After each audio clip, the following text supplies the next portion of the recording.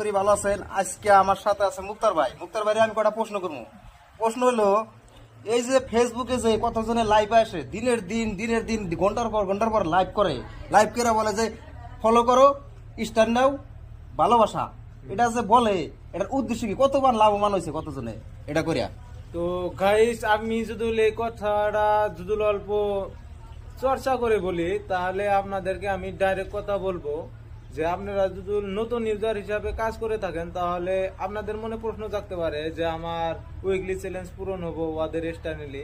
আমি ডাইরেক্ট বলবো যে আপনি আর অল্প মেহনত করেন বা আর অল্প কষ্ট করে নিজের প্রতি কাজ করে আপনি কন্টেন্ট তৈরি করে ভালো ভালো আপলোড করেন, তাতে আপনার একদম যেটা কথা বলার মুখের যেটা থাকে সেটাও চালু হবে।